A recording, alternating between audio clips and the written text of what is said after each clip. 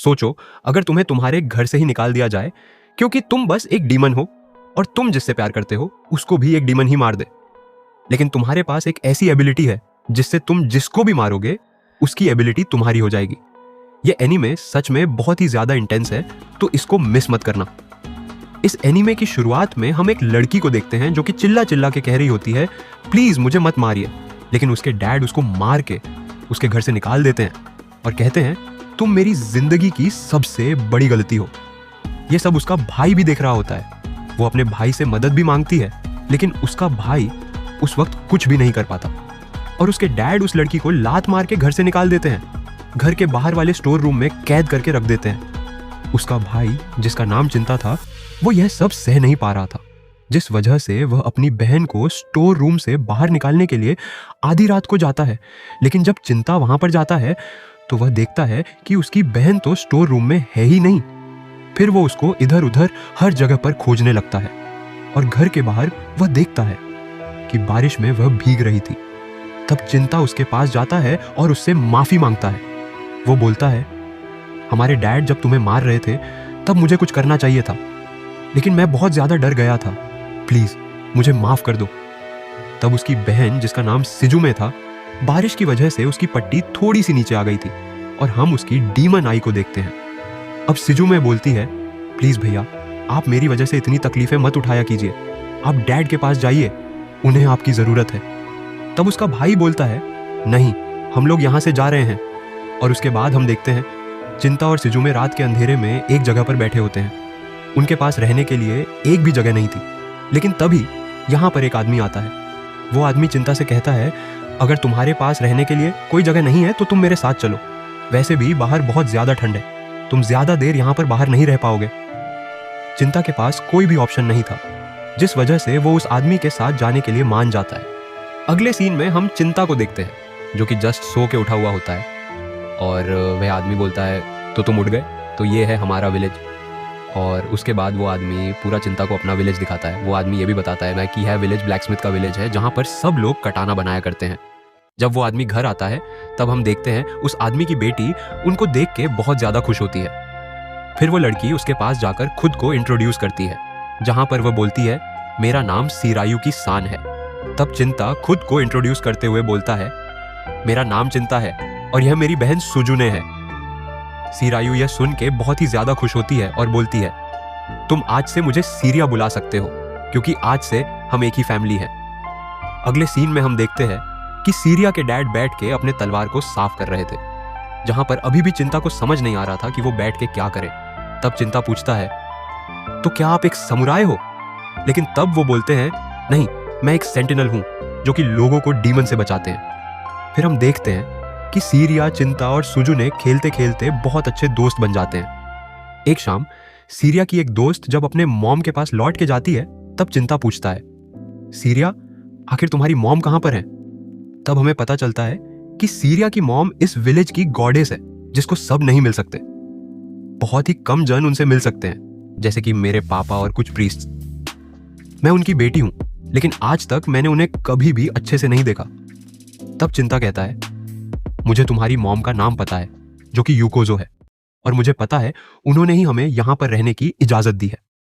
फिर हम 3 साल बाद का सीन देखते हैं, जहां पर चिंता भी तलवारबाजी सीखने की कोशिश कर रहा था, क्योंकि वो भी मोटोहारू जैसा एक सेंटिनल बन के अपनी विलेज की रक्षा करना चाहता है। लेकिन चिंता की जो प्रोग्रेस थी वह बहुत ही स्लो हो रही थी, जिस वजह से वह बहुत ज्यादा दुखी हो गया था। जहां पर मोटोहारू बोलता है, चिंता मत करो, तुम्हारी प्रोग्रेस बिल्कुल सही है। तब मोटोहारू बोलता है, तुम जरूर एक दिन एक कामयाब सेंटिनल बनोगे। साथ ही साथ सीरिया भी बोलती है, हाँ बिल्कुल सही, मुझे तुम्हारे ऊपर पूरा भरोसा है कि चिंता तुम एक दिन एक अच्छे सेंटिनल बनोगे।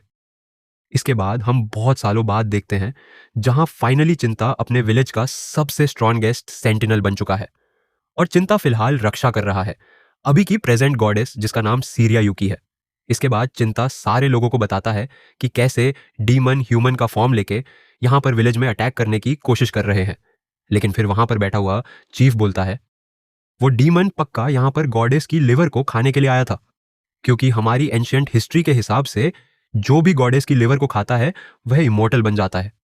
किसी को भी इस बात पर विश्वास नहीं हो रहा था, लेकिन तब चीफ बोलता है इससे पहले भी इस तरीके के अटैक हो चुके हैं और ये अटैक इससे पहले वाली गॉडेस के ऊपर हुआ था जो कि सीरिया की मां थी, और हमारे मोटोहारू ने भी उस डीमन को मारते हुए अपनी जान गंवा दी थी।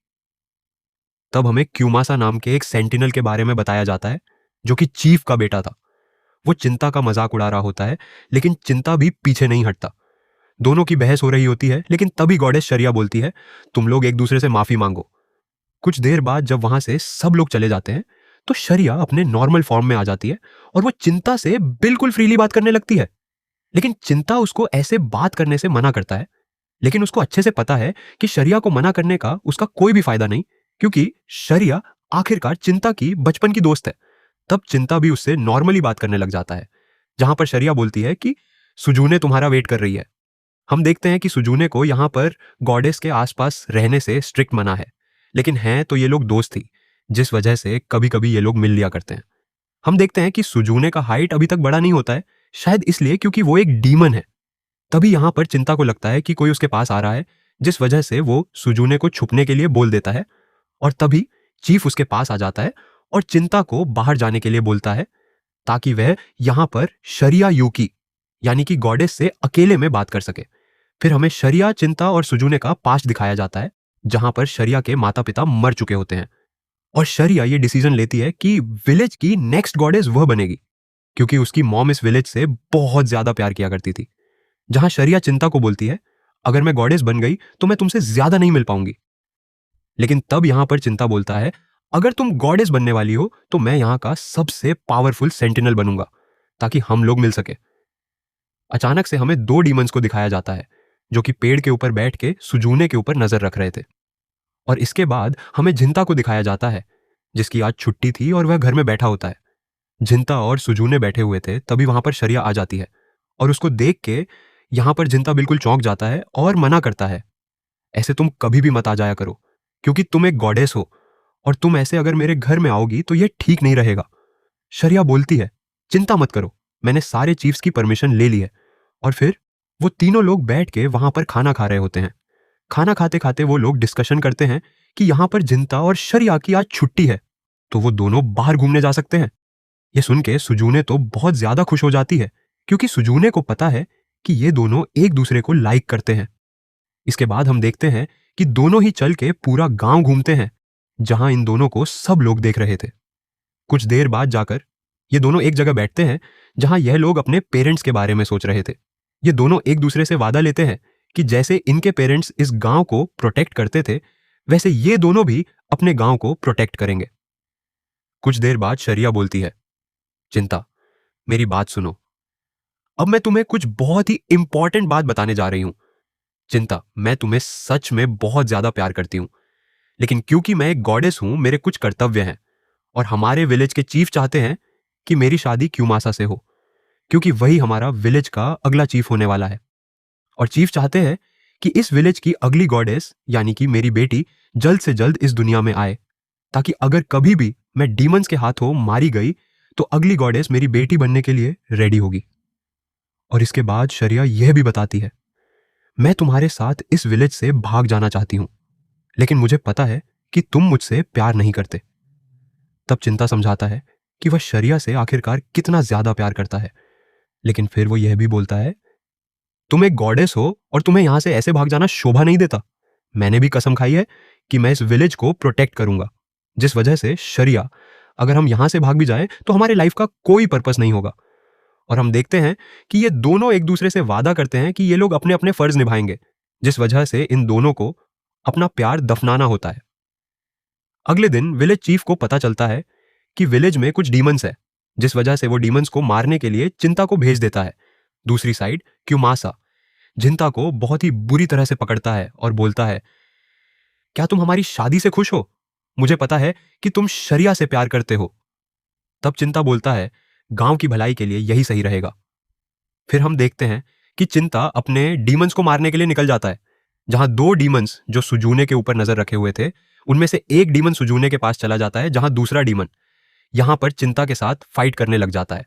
हम देखते हैं कि यहां पर चिंता उस डीमन के साथ फाइट कर रहा था जहां वो डीमन चिंता के ऊपर भारी पड़ रहा था। लेकिन बहुत मेहनत करने के बाद फाइनली चिंता उस डीमन के एक हाथ को काट देता है, जहां डीमन को दर्द होने के जगह उसे मजा आने लगता है और वो बोलता है, आखिर ये तलवार तुमने उठाई क्यों है? जहां चिंता बोलता है, तुम जैसे बदमाश डीमंस को मारने के लिए और अपना वादा पूरा करने के लिए। दूसरी साइड जो डीमन यहां पर सुजूने के पास थी वो समझ जाती है कि सुजूने एक ह्यूमन फॉर्म में बैठी हुई है, बाला वह एक डीमन है और वो ये सब बस अपने भाई के लिए कर रही है क्योंकि वो अपने भाई को बहुत ज़्यादा प्यार करती है। लेकिन ये डीमन तो बिल्कुल एनोकोची जैसे मैनिपुलेटर निकली, तो वो सुजूने को मैनिपुलेट करते हुए ये दिखाती है कि कैसे यहाँ पर चिंता एक डीमन के साथ लड़ रहा है और वह खतरे में है और उसे बचाने के लिए यहाँ पर सुजनिया को जाना पड़ेगा। पहले तो उसके साथ जाने के लिए सुजुने मना कर देती है, लेकिन इसके बाद वो डीमन उसको दिखाती है कैसे सीरिया और क्यूमासा मिलके बाद में चिंता को धोखा देने वाले हैं। और यह सुन के सुजुने को बहुत ज्यादा गुस्सा आ जाता है, जिस वजह से वो फाइनली यहां पर जाने के लिए रेडी हो जाती है। दूसरी साइड हम देखते हैं कि वो डीमन सच में यहां पर चिंता के ऊपर बहुत ज्यादा भारी पड़ रहा था। चिंता उठता है और उस डीमन से पूछता है, आखिर तुम लोग यहां पर ह्यूमंस को क्यों मारते हो? डीमन जवाब देता है, ये तो हमारी नेचर में है और हम इसको बदल नहीं सकते। और फिर से यहां पर डीमन और चिंता की लड़ाई चालू हो जाती है, जहां इस बार वो डीमन चिंता का एक हाथ उसी के तलवार से काट देता है और साथ ही साथ दासादाई उसके तलवार के भी दो टुकड़े कर देता है। लेकिन तभी टाइम देखते साथ यहां पर चिंता उसी टूटे हुए तलवार को लेकर डीमन के दिल के अंदर घुसा देता है, जिस वजह से वो डीमन यहां पर मारा जाता है। लेकिन मरने से पहले वो डीमन बोलता है, हम डीमन इस गांव में बस इसीलिए आए थे ताकि हम यहां पर सबसे स्ट्रॉन्गेस्ट डीमन से मिल सके। चिंता साफ साफ समझ जाता है कि आखिरकार वो किसकी बात कर रहा है। वो सुजुने की बात कर रहा है। दूसरी साइड हम क्यूमासा को देखते हैं, जो कि सीरिया से यह बुलवाने की कोशिश कर रहा था कि वो इस शादी से खुश है, जहां सीरिया भी यह समझ चुकी थी कि विलेज के लिए उसको यह सब करना ही होगा, जहां वो भी इस बात को मान लेती है। लेकिन तभी यहां पर वो डीमन सुजुने को साथ लेकर आ जाती है ताकि वो सुजुने को दिखा सके कि ये दोनों मिलके यहां पर चिंता को धोखा दे रहे हैं। जहां सुजुने उन दोनों को देख के यहां पर सीरिया से बोलती है, मुझे नहीं पता था कि तुम इस टाइप की इंसान हो। मैं इतने सालों तक ह्यूमन फॉर्म में रही ताकि मैं अपने भाई और तुम्हें खुश देख पाऊं, लेकिन आखिरकार इन सब का क्या मतलब हुआ? सीरिया उसको यह सब समझाने की कोशिश करती है कि यह सब वो बस अपने विलेज को बचाने के लिए कर रही है। लेकिन सीरिया की बात सुनने से पहले ही वो डीमन यहां पर सुजुने को भड़काने लग जाती है और सुजुने के हाथ में वो एक तलवार देती है, जिससे वो यहां पर सिराया को मारने के लिए बोलती है। दूसरी तरफ यहां पर जिंता देखता है कि उसका हाथ खुद ब खुद ठीक हो गया, लेकिन उसको कुछ भी समझ नहीं आता। जैसे ही वह कुछ समझ पाता, उससे पहले वह देखता है कि पूरे विलेज में यहां पर आग लग चुकी है। दूसरी तरफ हम देखते हैं कि सुजुने यहां पर असली डीमन फॉर्म में आ चुकी है, जहां वो सिराया को मारने के लिए बिल्कुल रेडी थी। लेकिन तभी यहां पर जिंता आ जाता है और वो सिराया को गले लगा लेता है। लेकिन अचानक से सिराया का यहां पर गला ही कट जाता है। जिंता अपने प्यार को ऐसे मरता हुआ देख बहुत ज्यादा गुस्सा हो जाता है और उसके बाद उसे मारने के लिए जाता है। लेकिन जब वो देखता है कि सामने जो डीमन है वह असल में उसकी बहन है, तब वह पूछता है, आखिर तुमने सिराया को मारा? तब सुजुने जवाब देती है, वो तुम्हें धोखा दे रहे थे, जिस वजह से मैंने उसे मार दिया और अब तुम बिल्कुल सेफ हो। तब जिंता को यहां पर बहुत ज्यादा गुस्सा आता है और वह सुजुने को बोलता है, अब तुम वो सुजुने नहीं रही जो कि मेरी बहन हुआ करती थी। तुमने उन्हीं को मार दिया जिनके पास तुम बचपन में रहा करती थी। उन्होंने तुम्हें अपने घर में शरण दी थी ताकि तुम जी पाओ। और अचानक से जिंता के वही हाथ में जो कि कट गया था, उसमें डीमन पावर्स एक्टिवेट हो जाती है और जिंता यहां पर धीरे धीरे एक डीमन में कन्वर्ट हो जाता है, जहां वो सुजुने को मारने की कोशिश करने लगता है, जिस वजह से सुजुने को ऐसा लगता है कि उसके भाई ने भी अभी उसका साथ छोड़ दिया है। जैसे ही जिंता यहां पर उसको मारने वाला होता है, तभी वो लड़की डीमन जो यहां पर सुजुने को लाई थी वो बीच में आ जाती है, जहां सुजुने को यहां पर बचने का मौका मिल जाता है और वह यह बोल के जाती है, अब मेरे भाई भी मेरे साथ में नहीं है। मैं आज से यह वादा करती हूं कि मैं इस दुनिया को खत्म कर दूंगी और साथ ही जब भी तुम मेरे सामने आओगे जिंता, मैं तुम्हें भी मार डालूंगी। ये बोल के यहां पर सुजुने वहां से चली जाती है और हम देखते हैं वही लड़की डीमन को जो कि मरते हुए बोलती है क्योंकि सुजू ने अभी यहाँ पर फुल्ली डीमन बन चुकी है, तो डीमन जाति एक तरीके से इमोर्टल बन चुकी है। जहां दूसरी तरफ जिंता बहुत ज्यादा रोता है और सीरिया को पकड़ के बोलता है कि आखिर वो उससे कितना ज्यादा प्यार किया करता था, और उससे माफी भी मांगता है कि वो उसको प्रोटेक्ट नहीं कर पाया। गाइस, यहां से इस एने की स्टोरी लाइन इतनी ज्यादा अच्छी है कि अगर तुम लोग यहां से मिस कर देते हो तो तुम लोग बहुत ज्यादा पछताने वाले हो। इसके बाद हम जिंता को देखते हैं, जो कि यहां पर बैठा होता है और सोचता है, अगर मैं यहां पर मर भी जाऊं लेकिन मैं सारे डीमंस को मार के छोड़ूंगा, और हो सके तो मैं अपनी बहन को बचाने का एक पीसफुल तरीका भी निकाल सकता हूं, और अगर यह ना हुआ तो मुझे अपनी बहन को भी मारना पड़े तो मैं उसे मार दूंगा। इसके बाद हम देखते हैं कि जिंता इस विलेज से बाहर निकलने वाला होता है। तभी चीफ यहां पर जिंता के सामने आ जाता है और बोलता है, मुझे माफ कर दो, क्योंकि यह सब मेरी गलती है। मुझे पता था कि तुम दोनों एक दूसरे से प्यार करते हो, लेकिन मैंने अपने बेटे को इसलिए बोला क्योंकि मेरा बेटा भी उससे प्यार करता था। अगर मैंने यह सब ना किया होता तो यह सब कभी भी नहीं होता।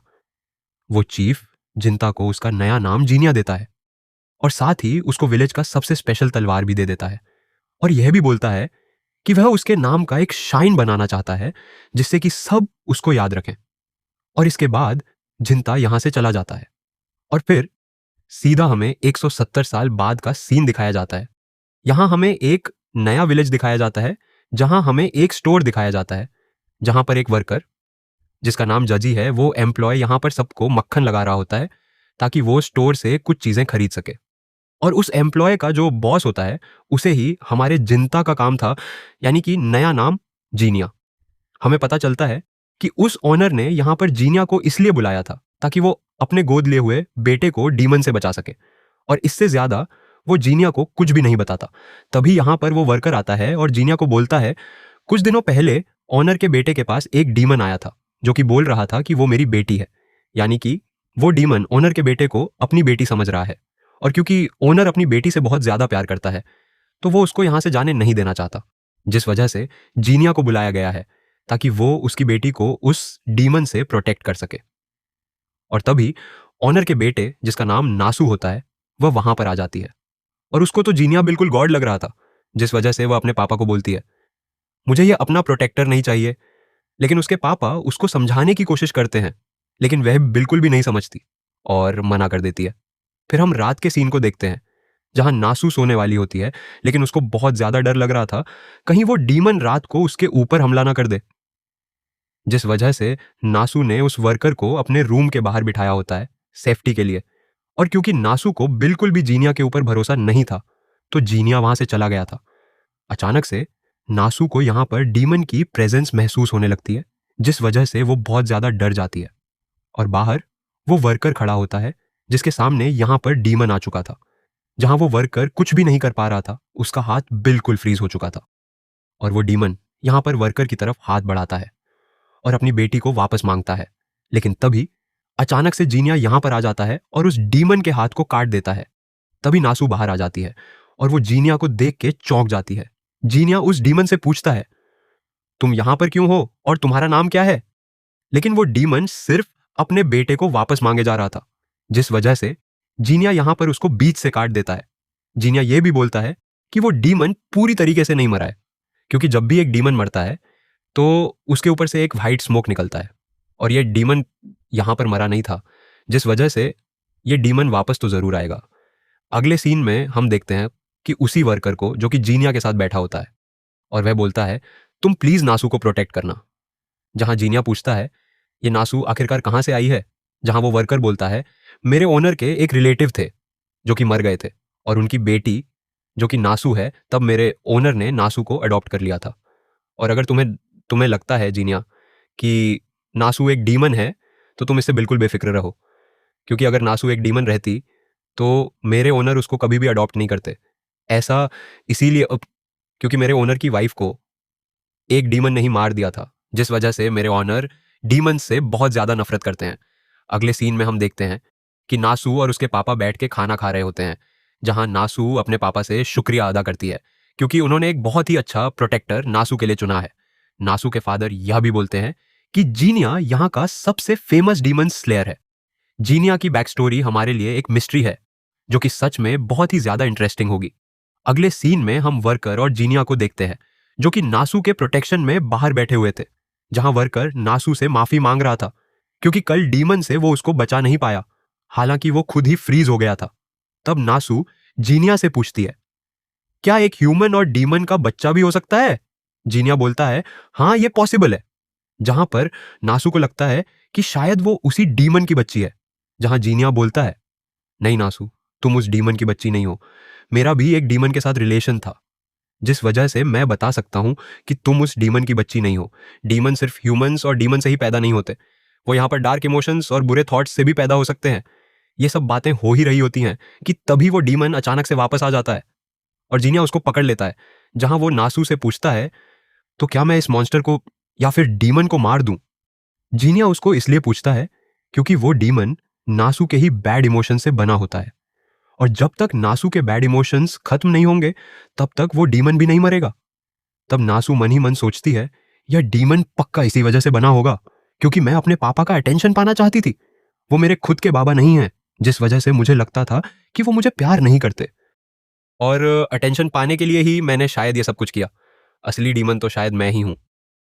लेकिन तब वो वर्कर नासू को समझाता है कि ऐसा कुछ भी नहीं है, और नासू भी ये सब फाइनली समझ जाती है, जहां वो बोलती है, ठीक है जीनिया, तुम उसको खत्म कर दो। जीनिया उस मॉन्स्टर को खत्म कर देता है और उससे व्हाइट स्मोक भी निकलना स्टार्ट हो जाती है। लेकिन कुछ देर बाद वो डीमन खुद ब खुद जिंदा हो जाता है, और कहीं ना कहीं इस बात का जीनिया को भी पता होता है कि ये डीमन सुजूनिया को खोजने के लिए आया था, और ये डीमन असल में यहां पर जीनिया की मदद करने आया होता है, जो कि सुजूनिया को खोजने के लिए आई होती है। और उसके बाद जीनिया उसको भी थोड़े दुख के साथ खत्म कर देता है। इसके बाद हम देखते हैं कि शॉप ओनर, नासू और साथ ही वर्कर जीनिया का शुक्रिया अदा करते हैं, और जीनिया यहां पर नासू को यह बोल के जाता है, लाइफ एक ही बार मिलती है, जिस वजह से तुम जो भी करना चाहती हो इसी लाइफ में करके मरो। जीनिया ये सब कह के वहां से चला जाता है। जब नासू अपने पापा से पूछती है कि आखिर तुम्हें जीनिया के ऊपर इतना ज्यादा भरोसा क्यों था, तब वो बोलते हैं, अपने बेटे के ऊपर किसको भरोसा नहीं होगा। तब ये दोनों तो कुछ समझ नहीं पाते, लेकिन आप लोग तो ये समझ ही गए होंगे कि ये असल में जीनिया के फादर हैं, और हमारे जीनिया को भी इस बात का पता कहीं ना कहीं लग गया होता है। अगले सीन में हम देखते हैं कि जीनिया एक छोटे से होटल में खाना खाने के लिए बैठा होता है, और वहां के होटल मैनेजर और कुछ स्टाफ से ये बात कर रहे होते हैं कि दूर एक जगह में कुछ सीरियल किलिंग चल रही है, जहां जीनिया ज्यादा ध्यान नहीं देता। लेकिन जब वो जा रहा था तब उनको पता चलता है कि जीनिया एक डीमन स्लेयर है। तब वो मैनेजर बताता है कि जो सीरियल किलिंग्स चल रही है वो ऐसा अफवाह है कि ये डीमंस का ही काम है। जहां जब जीनिया उधर जाने की बात करता है तब होटल मैनेजर की बेटी जीनिया को उधर जाने से मना करती है। लेकिन यहां पर जीनिया ने भी ये वादा करके रखा है अपने आप से कि वो यहां पर सारे डीमंस को मार के रहेगा, जिस वजह से जीनिया रात को ब्रिज के ऊपर चला जाता है ताकि वो डीमन को मार सके। लेकिन कहीं पर भी वो डीमन उसको नहीं दिखता। लेकिन अचानक से यहां पर किसी लड़की की चिल्लाने की आवाज आती है, और उसका पीछा करते हुए जीनिया भी उसके पास जाता है, जहां पर वो देखता है कि बहुत सारी लड़कियों की लाशें पड़ी हुई हैं। लेकिन जीनिया को यह समझ नहीं आ रहा था कि लड़की की आवाज कहां से आई, जहां अचानक से एक इनविजिबल डीमन जीनिया के ऊपर अटैक करना स्टार्ट कर देता है, और एक इनविजिबल डीमन को जीनिया अपने नॉर्मल फॉर्म में नहीं हरा सकता, जिस वजह से वो अपने डीमन फॉर्म में आ जाता है और उसका मुंह पकड़ के उसको सीरियल किलर बोलता है, जिससे वो डीमन उसको रुकने के लिए बोलता है। जहां वो डीमन बोलता है, मैं भी सीरियल किलर को ही मारने के लिए यहां पर आया हूं, और तुम ही यहां पर थे, जिस वजह से मुझे लगा कि तुम ही सीरियल किलर हो और मैंने तुम्हारे ऊपर अटैक कर दिया। लेकिन जीनिया पूछता है, एक डीमन, भला एक डीमन को क्यों मारेगा? तब वो डीमन बोलता है, ये सब जानने के लिए तुम मेरे घर चलो। और वो डीमन यहां पर यह भी बताता है कि कुछ डीमन होते हैं जो कि यहां पर ह्यूमन फॉर्म में भी रहते हैं, और वो ह्यूमंस की प्रोटेक्शन भी करते हैं। और क्योंकि एक डीमन कभी भी झूठ नहीं बोल सकता, इस वजह से जीनिया इस बात को मान लेता है। इस डीमन का नाम मॉस्को था, जो कि एक सुपीरियर डीमन था, क्योंकि उसकी एबिलिटी एक बहुत ही रेयर एबिलिटी थी। मॉस्को ये भी बोलता है कि सारे सुपीरियर डीमन स्ट्रांग हुआ करते हैं, लेकिन मैं उतना स्ट्रांग नहीं हूं। और वो बोलता है, जो डीमन को हम खोज रहे हैं वो लड़की को मार देता है और लड़कियों को किडनैप करके ले जाता है। और ये मुझे इसीलिए पता है क्योंकि उस डीमन ने मेरी वाइफ को भी किडनैप कर लिया है, और उस डीमन ने मेरी वाइफ को मार भी डाला है, जिस वजह से मैं उस डीमन को मेरे हाथों ही मारना चाहता हूं। तो प्लीज जीनिया, तुम मुझे उस डीमन को मारने देना। लेकिन जीनिया इस बात के लिए मना कर देता है। तब वो बोलता है ठीक है जीनिया, मैं तुम्हारे साथ मिलकर उस डीमन को खोजूंगा, लेकिन आखिर में मैं ही उसे मारूंगा। तब जीनिया इस बात के लिए राजी हो जाता है और उसके बाद वो डीमन जीनिया से पूछता है, आखिर तुम डीमन स्लेयर क्यों बने? तब जीनिया दो रीजन बताता है। पहला, पैसा कमाने के लिए, और दूसरा, वो किसी स्पेशल डीमन को रोकना चाहता है। हम देखते हैं इसके बाद ये दोनों मिलकर हर जगह उस डीमन को खोजते हैं, लेकिन कहीं भी वो उन्हें नहीं मिलता। अगले सीन में हम जीनिया को उसी होटल में देखते हैं जहां पर वो खाना खा रहा होता है, और जीनिया को वो खाना बहुत ही पसंद आता है, जिस वजह से वो उस खाने की तारीफ कर देता है। और वो खाना बनाया था उस होटल मैनेजर की बेटी ने, जिसका नाम ओफू था। अभी अचानक से होटल मैनेजर आकर बोलने लगता है, जीनिया, अगर तुम चाहो तो तुम मेरी बेटी से शादी कर सकते हो। लेकिन तभी अचानक से ओफू खुद ही मना कर देती है, मेरे पापा के बिहेवियर के लिए मुझको माफ कर देना। कुछ देर बाद जब जीनिया बाहर टहल रहा होता है, तब वो ओफू को देखता है, जो कि फ्लावर्स को देख रही थी। जीनिया ओफू के पास जाता है और उन फ्लावर्स को देखता है, जहां उसको सीरिया की याद आने लगती है। वो सीरिया की हरकतों के बारे में सोच सोच के हंस रहा होता है, जहां पर ओफू बोलती है, तुम हंसते हुए बहुत अच्छे लगते हो, माना कि तुम एक डीमन स्लेयर हो, जिस वजह से तुम्हें हमेशा टेंशन रहती है, लेकिन कभी कभी हंस लिया करो।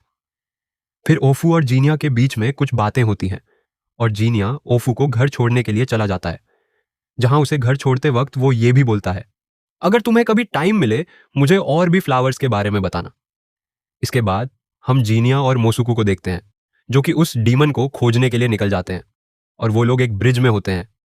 तभी पीछे से एक लड़की आने लगती है, और तभी अचानक से एक बहुत ही बड़ा डीमन जीनिया के ऊपर हमला कर देता है, जिसको जीनिया रोक लेता है। लेकिन तभी वो डीमन अचानक से हटके उस लड़की के ऊपर हमला करने लगता है। तभी मोसुकू यहां पर आ जाता है और उस लड़की को बचा लेता है, और वो डीमन अब यहां से भागने लगता है, जहां पर मोसुकू अपनी इनविजिबिलिटी एबिलिटी का यूज करके उसके पीछे चला जाता है। और हमें यह दिखाया जाता है कि जीनिया ने जिस लड़की को बचाया था वो कोई और नहीं, नासू थी, जो कि यहां पर 3 साल बाद जीनिया से मिल रही थी। जीनिया पूछता है, आखिर तुम इतनी रात को यहां पर क्या कर रही हो? तब नासू बोलती है, मैं अपने पापा की शॉप में मदद कर रही थी, तभी इस डीमन ने मेरे ऊपर हमला कर दिया, और मैं अकेली नहीं थी यहां पर, मेरे साथ जजी भी है। वो तो अच्छा हुआ कि जीनिया तुम यहां पे थे। तभी जजी वहां पर आ जाता है, और वह जीनिया को देख के बहुत ज्यादा खुश हो जाता है। वो यहां पर जीनिया को देख के बोलता है, अगर तुम एक डीमन को खोज रहे हो तो वह डीमन शायद इस पास वाले टेम्पल में हो सकता है, क्योंकि उस टेम्पल से हर रात एक लड़की के मरने की आवाज आती है। दूसरी तरफ हमें मोसुकू को दिखाया जाता है, जो कि उस डीमन का पीछा करते करते उसी टेम्पल में चला गया था। यहाँ उस डीमन को देख के उसको अपनी वाइफ की याद आ जाती है, और उसे बहुत ज्यादा गुस्सा आ जाता है। वो डीमन बैठ के वहां पर एक लड़की को खा रहा होता है। तभी मोसुके अपनी इनविजिबिलिटी पावर का यूज करता है और उसके ऊपर अटैक करता है, लेकिन उससे पहले ही उस डीमन को यह अटैक सेंस हो जाता है, जिस वजह से वो डीमन यहां पर मोसू के ऊपर हमला कर देता है, और मोसू यहां पर बहुत ही गंदी तरीके से इंजर्ड हो जाता है। मोसू के भी रो रहा होता है, क्योंकि वो अपनी वाइफ का बदला नहीं ले पाया। उसे लगता है कि वो मरने से पहले कुछ नहीं कर पाएगा। लेकिन तभी जीनिया टेम्पल में आ जाता है, और मोसू जीनिया को देख लेता है। वो जीनिया से यह वादा लेता है कि तुम मेरे बदले उस डीमन को मार दोगे, जहां जीनिया उसको वादा करता है, लेकिन उसका पावर भी उससे मांग लेता है। हमें पता चलता है कि जीनिया के अंदर वो पावर्स हैं जो उसने सबसे पहले डीमन से लड़कर हासिल की थी, और वो पावर किसी भी डीमन की पावर्स को अपने अंदर एब्जॉर्ब कर सकती है, जिस वजह से मोसुके के मरने से पहले वो अपनी इनविजिबिलिटी पावर जीनिया को दे देता है। दूसरी तरफ हम उस डीमन को देखते हैं, जो कि एक और लड़की को लाकर खाने लगता है। हमें पता चलता है कि वो डीमन ये सब इसीलिए कर रहा है ताकि वो अपनी ह्यूमन फॉर्म में वापस लौट सके, और लड़कियों को मारकर खाने के बाद वो ये सब शायद कर सकता है, जिस वजह से वो यहां पर सारी लड़कियों को मारकर खा रहा है। तभी अचानक से यहां पर जीनिया आ जाता है और उसका एक हाथ काट देता है। वो डीमन उसे देख लेता है और उसे मारने की कोशिश करता है, लेकिन जीनिया यहां पर उसे बच जाता है, और इसके बाद जीनिया उस डीमन के सिर को ही उड़ा देता है। मरने से पहले जब जीनिया उस डीमन से सबको मारने की वजह पूछता है, तब वो डीमन रो रहा था और जीनिया को कुछ कहने की कोशिश कर रहा था, लेकिन जीनिया कुछ भी समझ नहीं पाता। असल में ये डीमन और कोई नहीं, मोसुके की वाइफ होती है, जहां कुछ लोगों ने उसे मिलकर मार डाला था, और उसके बाद वो एक डीमन में कन्वर्ट हो गई थी, और वो वापस से ह्यूमन फॉर्म में ट्रांसफॉर्म होकर मोसुके के पास जाना चाहती थी, जिस वजह से उसने सबकी जान ली। दूसरी तरफ हम जीनिया को देखते हैं, जो कि मोसुके की वाइफ की यादों में उसके कातिलों को देख चुका था, दूसरी तरफ हम उन्हीं दो कातिलों को देखते हैं जो कि एक और लड़की का फायदा उठाने की बात कर रहे थे। लेकिन तभी जीनिया वहां पहुंच जाता है और एक ही वार से उन दोनों का सिर काट देता है, जिस वजह से मोसूके का भी बदला यहां पर पूरा हो जाता है। अब जीनिया अपने मकसद को पूरा करने के लिए और आगे बढ़ने लगता है। अगले सीन में हमें एक लड़की को दिखाया जाता है जो कि एक बॉल को पकड़कर कुछ मंत्र बोल रही होती है। तभी हमें एक और पर्सन दिखाया जाता है जो कि बहुत ही टेंशन में इधर उधर घूम रहा था और उसका नाम था नाओ। उसी सुबह वह पर्सन उसी होटल में गया होता है जहां पर जीनिया हर रोज खाने के लिए जाता था। जहां होटल मैनेजर उससे पूछता है, आखिर तुम इतने टेंशन में क्यों लग रहे हो? तब नाओ बोलता है, मैं अपने बड़े भाई को खोज रहा हूं और सबसे हैरान कर देने वाली बात यह है कि अब मेरा बड़ा भाई किसी को भी याद नहीं है। तभी वहां पर जीनिया की एंट्री हो जाती है और क्योंकि ओफू और जीनिया बहुत ही अच्छे दोस्त बन चुके थे, तो ओफू के कहने पर जीनिया उसकी बात सुनता है। जहां जीनिया बोलता है, तुम्हारी प्रॉब्लम डीमन से रिलेटेड नहीं है, जिस वजह से मैं तुम्हारी हेल्प नहीं कर सकता। यह सुनकर नाओ बहुत ज्यादा उदास हो जाता है और वहां से चुपचाप चला जाता है। उसके जाने के बाद ओफू और होटल मैनेजर कहते हैं, नाओ एक ऐसा बंदा है जिसका बड़ा भाई है, लेकिन कोई भी उसके बड़े भाई को याद नहीं कर पा रहा। तो जीनिया प्लीज तुम नाओ की हेल्प कर दो ताकि वो अपने बड़े भाई को खोज सके। जहां जीनिया रिक्वेस्ट के कारण मान जाता है कि वो नाओ की हेल्प करेगा। अगले सीन में हमें जीनिया को दिखाया जाता है जो कि नासू के साथ बैठा होता है और जीनिया नासू से पूछता है, आखिर तुम शादी कब करने वाली हो? तब नासू बोलती है, मैं अपने फादर के बिजनेस में हेल्प कर रही हूं, जिस वजह से मैं किसी मर्चेंट से ही शादी करूंगी। जहां नासू जीनिया से पूछती है, आखिर तुम कब शादी करोगे? जहां जीनिया बोलता है, मैं कोई शादी वगैरह नहीं करने वाला क्योंकि मैं सिग्मा हूं। दूसरी साइड जीनिया अभी भी उसकी यादों को नहीं भूल पाया। गाइस, दूसरी तरफ हमें नाव को दिखाया जाता है जो कि अभी भी अपने बड़े भाई को खोज रहा होता है। जहां उसकी मॉम उसके सामने आ जाती है और नाव से बोलती है, तुम अब बड़े हो चुके हो, जिस वजह से तुम्हें अपनी ड्यूटीज पे ज्यादा फोकस करना चाहिए। जहां नाव बोलता है, मैं बस एक बार अपने बड़े भाई को खोज लूं, उसके बाद मैं वादा करता हूं कि मैं अपनी ड्यूटीज को अच्छे से निभाऊंगा। नाव जब आगे जाता है तो वहां पर उसे जीनिया भी मिलता है और जब उसको पता चलता है कि जीनिया उसकी मदद करने के लिए तैयार है, तो नाव बहुत खुश हो जाता है। तब जीनिया बोलता है, मैं तुम्हारी मदद जरूर कर रहा हूं, लेकिन तुम अपने एक्सपेक्टेशंस को बहुत ज्यादा बढ़ाना मत, क्योंकि ऐसा भी हो सकता है कि तुम्हें अपना बड़ा भाई न मिले। जहां जीनिया और नाव अभी नाव के घर में बैठे होते हैं, वहां पर नाव उसकी तलवार के बारे में कुछ सवाल पूछता है। नाव को तलवारों के बारे में जानने में बहुत ज्यादा इंटरेस्ट था, जिस वजह से वो जान जाता है कि जीनिया के पास जो तलवार है वो असल में ब्लैक स्मिथ विलेज से बिलोंग करती है। जब नाव उसको तलवार अच्छे से दिखाने को बोलता है तो जीनिया बोलता है, तलवार को छोड़ो और अपने बड़े भाई के बारे में बताओ। जहां नाव एग्री करता है और बोलता है, मेरा बड़ा भाई डिसअपेयर होने से पहले उसके पास से फ्लावर की स्मेल आ रही थी और उसके पूरे रूम से भी। और ये बहुत अजीब है क्योंकि मेरे बड़े भाई को फ्लावर्स बिल्कुल भी पसंद नहीं थे। जब जीनिया पूछता है, आखिर वो किस तरह के फ्लावर्स थे? तब नाव बोलता है, वो फ्लावर्स अभी भी मेरे पास हैं और वे फ्लावर्स नाव के घर में रखे होते हैं, जिस वजह से जीनिया भी नाव के घर में जाता है। अगले सीन में हम जीनिया को उसी होटल में देखते हैं जहां होटल मैनेजर उसको एक चीज देते हुए बोलता है, यह नाव की है और यह चीज शायद तलवार में यूज होती है, लेकिन तलवार मेरे किसी भी काम की नहीं, जिस वजह से मैं यह तुम्हें दे रहा हूं। नाव को सच में तलवार बहुत ज्यादा पसंद है और वो कोई भी खास तलवार देखते ही पागल सा हो जाता है। इसके बाद जीनिया फ्लावर्स को लेकर ओफू के साथ डिस्कशन करता है, जहां उसे यह कंक्लूजन मिलता है कि वो फ्लावर्स असल में डेफोडिल्स थे और डेफोडिल्स का नाम सुनते ही जीनिया बहुत ज्यादा घबरा जाता है। दूसरे सीन में हमें उसी लड़की को दिखाया जाता है जो कि एक बॉल को लेकर मंत्र गा रही होती है। वो कुछ बोलते हुए अपने पेरेंट्स को देखती है, लेकिन फिर से जब वो देखती है तो उसके पेरेंट्स अचानक से गायब हो जाते हैं। इसके बाद हम जीनिया और नाव को एक घर में बैठे हुए देखते हैं जहां पर नाव उसको वही फ्लावर्स दिखा रहा होता है। तब जीनिया उन फ्लावर्स को देखता है और कुछ सोचने लगता है। जब नाव पूछता है, तुम क्या सोच रहे हो? तो जीनिया बोलता है, फ्लावर्स का नाम डेफोडिल्स है और ये वहीं पर उगते हैं जहां पर डीमंस रहते हैं। इसका मतलब तुम्हारा बड़ा भाई जहां कहीं भी है वो एक डीमन के साथ है। इसके बाद जीनिया नाव को वो रूम दिखाने को बोलता है जहां पर उसका बड़ा भाई रहता था। जब जीनिया और नाव उस रूम में जाते हैं तो वहां पर उसी डेफोडिल्स की स्मेल आने लगती है और उस रूम में कदम रखते ही वो दोनों डीमन वर्ल्ड में रीइंकार्नेट हो जाते हैं। रीइंकार्नेट होते ही हमें वही छोटी लड़की दिखाई जाती है जो बॉल के साथ खेल रही थी, और साथ ही हमें नाव का बड़ा भाई भी दिखाया जाता है। तब हमें उस छोटी सी लड़की की बैक स्टोरी पता चलती है। बहुत समय पहले की बात है। वो और उसकी फैमिली शांति से एक जगह पर रहा करते थे, लेकिन एक दिन अचानक से पूरे विलेज में आग लग जाती है। तब वो, उसके रिलेटिव्स और उसके पेरेंट्स भी उस आग में जल जाते हैं। जब ये सब कुछ हो जाता है तो वो छोटी लड़की एक डीमन में कन्वर्ट हो जाती है, और जब वो डीमन बन चुकी होती है तब उसे डैफोडिल्स मिलते हैं, जिससे वो एक इमेजिनरी वर्ल्ड बनाती है। और क्योंकि नाव और उसकी फैमिली वहीं पर रह रही थी जहां वो छोटी लड़की पहले रहती थी, इस वजह से नाव का बड़ा भाई गलती से इस वर्ल्ड में ट्रांसपोर्ट हो जाता है।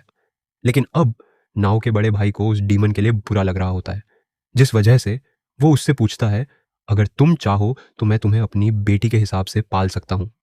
लेकिन तब वो लड़की डीमन बोलती है, नहीं, तुम्हारी फैमिली भी तुम्हारे लिए वेट कर रही होगी, और मेरी सलाह मानोगे तो तुम्हें यहां से जल्दी चले जाना चाहिए।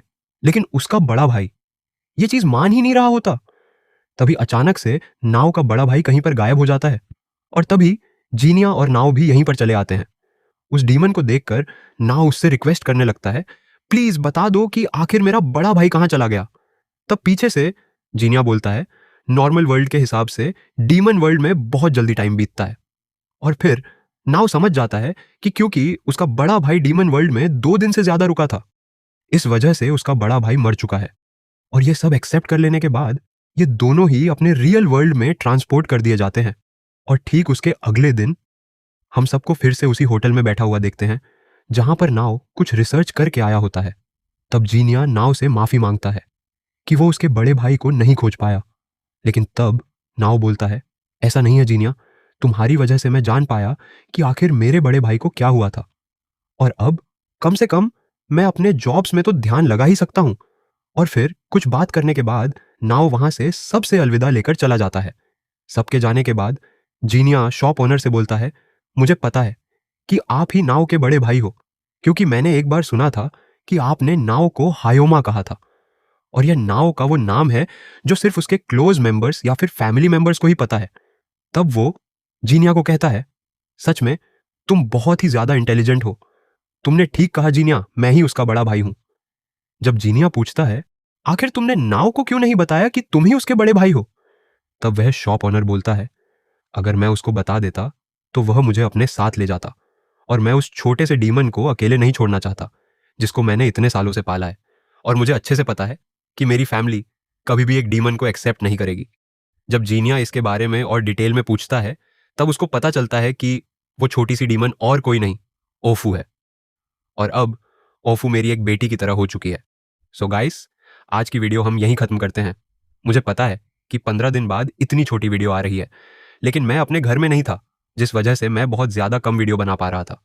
लेकिन अब मैं वादा करता हूं कि मैं 3 दिन के अंदर इसका नेक्स्ट पार्ट जरूर लाऊंगा। तब तक के लिए आप लाइक कर दीजिए और सब्सक्राइब कर लीजिएगा ताकि आपको इसका नेक्स्ट पार्ट जरूर से मिले।